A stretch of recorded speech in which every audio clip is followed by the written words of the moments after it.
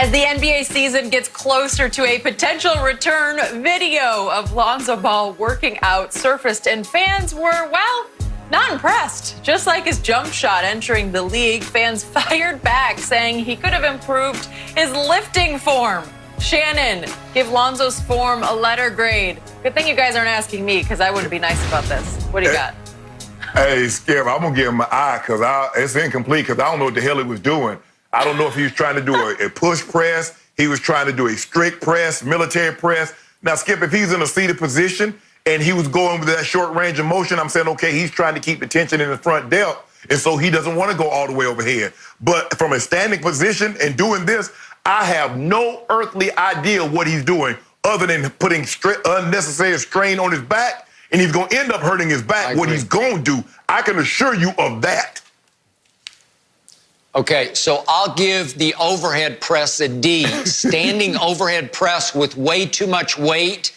He couldn't finish his rep, and he's teetering underneath it, so I got that one. Yeah. But when he was at the bench press, he was throwing up 210 pounds, and it looked good. I'm going to give him an A for the bench press, because for that skinny little thing that he used to be, he was pushing up some pretty significant weight, and he's put some pretty significant muscle on his upper body. His father is a trainer by trade, and by the way, when he jumped up and did the Hulk, that's the most I've seen Lonzo ever publicly come out of his shell, and I love that. So I'll give the reaction an A+. Way to go, Lonzo. He's talking about how much weight is that? It's too light. Like, bruh, get the weight. You need to hold that area and push the weight up and down. But Skip, the thing is, when you pushing weight up overhead, the abdominal wall needs to be tight. He's like pushing out and his abs are relaxed. You're going to put unnecessary strain on your back, and you're going to end up hurting your back. No good. So, LeVar, get with Lonzo and correct that form. LeVar. Yep, I agree. I even know how to bench with accurate form with his abs. Jeez, come on. It's got to be better than that. That is it for Undisputed. The Herd is coming up next. We'll be back Monday, same time, 9:30 a.m. Eastern. Have a good... So yesterday, probably around, Skip, I say 1 o'clock my time, maybe a little later, I got a text message. Horace Grant wants to get in touch with you. Do you mind if I give him your number? I'm like, sure, no problem. So about 5-10 minutes later, Skip, my phone is ringing, but I don't recognize the number. I don't answer numbers I don't recognize, sorry. And so leaves a voicemail, check it out. Sharpe, it's me, Ho Grant. Give me a call at your earliest convenience. Okay, I call him back. I said, what's up, Ho? He said, hey, Sharpe, how you doing? So we start talking, Skip. I'm from rural South Georgia. He grew up in Sparta, Georgia, which is more middle Georgia. We're about a little over 2 hours apart from each other. So I'm very familiar with Horace Grant and where he grew up, and he and his brother. So we start talking. I say, okay, bro, shoot me straight. What's going on with this deal? I mean, Mike said you can't eat, lotta. He said, Sharpe, I'm telling you 100%, that did happen.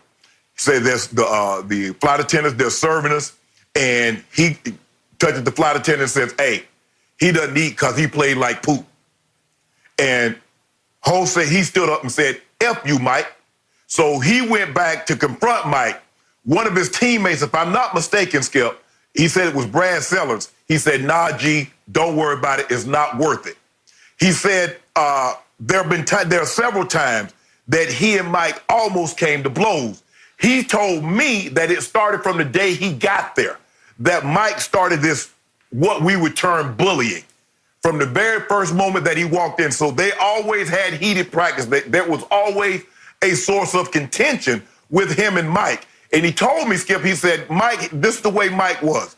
If you did not confront Mike, he would ride you every day, all the time. He said you had to stand up for yourself. He said, really, the only person that Mike didn't do that to was you know who, and the guy you know who is number 34, Charles Oakley. Horace said that he and Charles still speak to this day. He and Charles are very good friends. He said, but he had a problem. He said, I didn't have a problem with Mike, the player. I just had a problem with Mike trying to motivate me to get me to do my job. And he said, nah, that wasn't going to happen. He says, I did speak up for myself. There were several times that I was going to confront Mike and put my hands on Mike. He said, Skip, they asked him about this in the video. He said, Sharpe, I looked dead into the camera. I said, Mike didn't want to see me then, and he damn sure doesn't want to see me now. They cut that out. He says, there's some, Skip, I'm not going to get into the other stuff. I say, he said, look, I want you to tell everything what I'm telling you. I said, nah, bruh, I don't feel comfortable saying that. Some of the other things that he told me, I say, but as soon as Fox Studio is up and running and we can have guests in, I want you to come on and you tell that side of the story. Skip, I don't feel comfortable saying all the things that what he told me. I'm going to let him share that with y'all. Okay. Forgive me, Shannon. I can't hear you very well, so I'm not exactly sure everything you said, but we did talk about it, you and I, yesterday on the phone, so I'm going to kind of go off our phone conversation. Okay. Right. I have high regard for Horace Grant. He had a long and strong NBA career. He played 17 seasons, so he's no joke. He's no vagabond. Right. He's no, sort of extra set piece to this story. Right. He was the ACC Player of the Year at Clemson. He led the ACC in scoring and rebounding his last year there. And the Bulls had 2 first-round picks. They actually traded up a little bit higher to get Scottie Pippen in '87. And Horace went 10th overall also to the Bulls. So Scottie and Horace came in together. And right away, Horace was a very good player. So I'm going to take nothing away from him. And to his credit, the 1 year, and this will be episodes, that we see this coming Sunday night. What are we up to? 7 and 8, right? 7, 8. 7 and 8. 7 and 8. In episodes 7 and 8, we're going to see Michael go play baseball for a year, AA in Birmingham. And in that year with no Jordan, Horace Grant made the All-Star team. That was the one and only time he made the team. Yeah. So I'm going to give him that much respect. Now, let's get back to Michael Jordan. He drove Horace hard. He saw right away that Horace sometimes needed to have his fire relit. He didn't always play with the focus and the fire that Jordan demanded. And it got a little ugly, and it got a little ruthless, and it got a little heartless. That's who Michael is and was.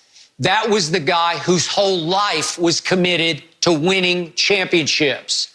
In the biggest picture, Horace Grant was blessed to play with Michael Jordan. As much crap as he took from Michael, as demeaning as it was, as insulting to his manhood as it was courtesy of Michael Jordan that Horace won 3 rings right out of the box there, 91, 92, 93. 3 times he won championships in a row, in large part because of Michael Jordan.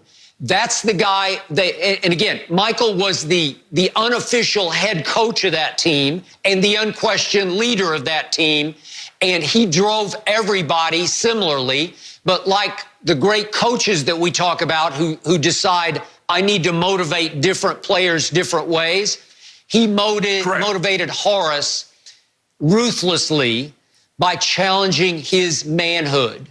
And again, I'm sure Horace was that close to wanting to throw down and let's just see who's the most man here. I'm sure he's very close to fighting Michael, and he deserved to. Yep. I got it. It was worthy of fisticuffs. And I'm with you. If you put me in that situation, I know for sure if you put you in that situation, them is fighting words. You're going to have to see who's the most man because you have to defend your dignity.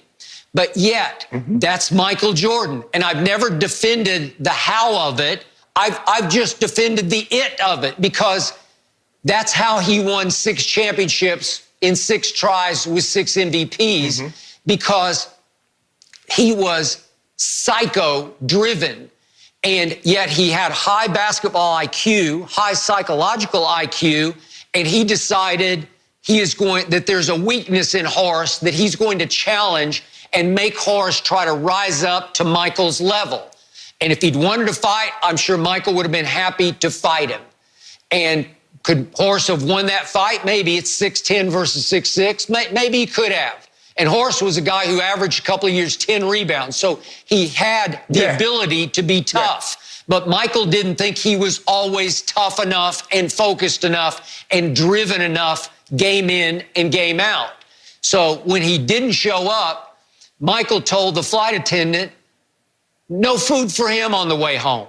And it's Michael's way of saying, you're not worthy of food. But it's not like Michael locked him in the closet and said, you can't eat for 48 hours. He obviously was able to eat when he got home.